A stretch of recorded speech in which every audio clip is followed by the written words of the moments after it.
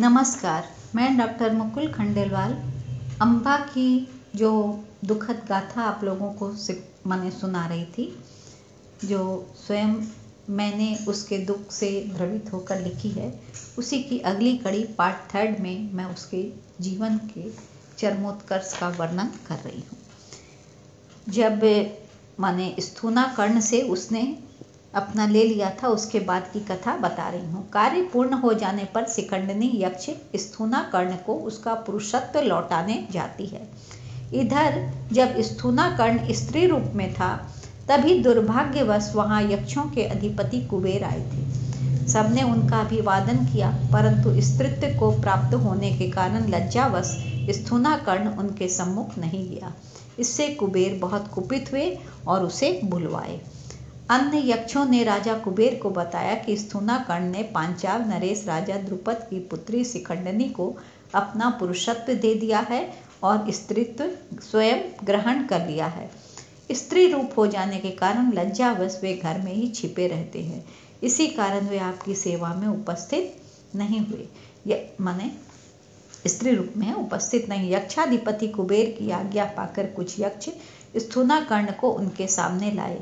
स्त्री रूप में यक्ष स्थूनाकर्ण को देखकर यक्षराज कुबेर अत्यंत कुपित हो उठे और उसे शाप देते हुए कहा, गोयकों, इस पापी स्थूनाकर्ण का यह स्त्रीत्व है, अब ऐसा ही बना रहे। इस पर स्थूनाकर्ण तथा अन्य यक्षों ने राजा कुबेर से बहुत अन्याय विनय की कि वे स्थूनाकर्ण के शाप का अंत कर दें, उसे क्षमा प्रदान करें। उनकी विनय भरी वाणी से कुबेर को स्थूनाकर्ण पर दया आई और उन्होंने कहा, शाप खत्म तो नहीं हो सकता।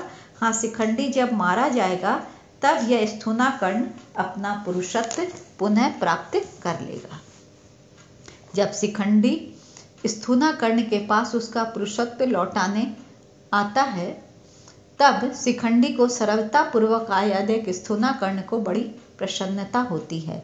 वह उसे अपने समीप बैठाकर अपने जीवन का सारा वृत्तांत उसे सुनाता है कि तुम्हारे कारण यक्षराज ने मुझे श्राप दे दिया है, जिस कारण मेरा स्त्रीत्व अब दूर नहीं हो सकता, परंतु इस बात में मैं तुम्हारा कोई दोष नहीं मानता, अपना पुरातन प्रारब्ध ही मानता हूँ।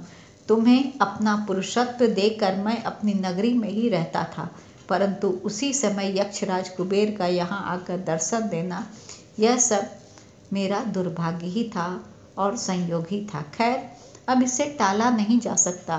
तुम इच्छानुसार सारे जगत में सुखपूर्वक विचरो। इस प्रकार इस जन्म में वह अम्बा कुछ काल तक स्त्री रूप में रही, फिर पुरुषत्व को प्राप्त हो शिखंडिनी से शिखंडी बन गई। इधर जब कौरव और पांडवों का युद्ध हुआ तो भीष्म कौरव सेना के सेनापति रहे। पांडवों के सेनापति धृष्टद्युम्न हुए। भीष्म की अध्यक्षता में 10 दिनों तक महासंग्राम होता रहा। भीष्म का यह व्रत था कि जो स्त्री हो या पहले स्त्री रहकर पुरुष हुआ हो या जिसका नाम स्त्री के समान हो तथा जिसका रूप एवं वेशभूषा स्त्रियों के समान हो, उन सब पर मैं वाण नहीं छोड़ूंगा।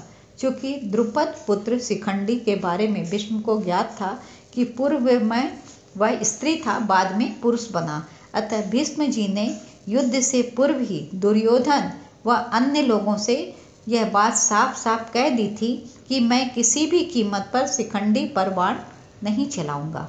उन्होंने अपने इस व्रत का पालन भी किया। रण क्षेत्र में भीष्म कुंती कुमार के सैनिकों का निरंतर संहार कर रहे थे।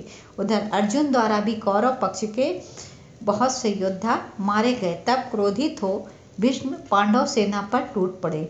रणभूमि में भीष्म का अद्भुत पराक्रम देखकर अर्जुन ने शिखंडी से कहा, वीर, तुम पितामह भीष्म का सामना करने के लिए आगे बढ़ो। अर्जुन भी यह जानते थे कि भीष्म अपनी प्रतिज्ञा के अनुसार शिखंडी पर प्रहार नहीं करेंगे, अतः शिखंडी को आगे करके कुंती कुमार अर्जुन तथा अमित तेजस्वी पांचाल नरेश पुत्र शिखंडी को छोड़ दूसरा कोई महारथी ऐसा नहीं था जो सम्रांगण में भीष्म के सामने जाने का साहस करता। शिखंडी ने रण क्षेत्र में भीष्म के सामने पहुंचकर उनकी छाती में 10 तीखे भल्ल बाण मारे। गंगानंदन भीष्म ने क्रोध में शिखंडी की ओर इस प्रकार देखा मानो वे उसे भस्म कर डालेंगे, परंतु शिखंडी के अस्तित्व पर विचार कर भीष्म उस पर कोई आघात नहीं करते। बहुत से योद्धाओं द्वारा अनेक प्रकार के अस्त्रों से पीड़ित हो जाने के कारण उनका कवच भी छिन्न भिन्न हो गया था, मर्म स्थान भी विदीर्ण हो गया था, फिर भी वे शत्रुओं का संहार कर रहे थे। अतः अर्जुन ने शिखंडी को आगे करके अपने तीखे बाणों द्वारा उन्हें छत विच्छत कर दिया। भीष्म के संपूर्ण अंगों में बाण बिंधे थे, अतः गिरने पर भी उनके शरीर का जमीन से स्पर्श नहीं हुआ। जिस समय भीष्म रथ से गिरकर बाणों की सैया पर सोए थे, उस समय सूर्य दक्षिणायन थे।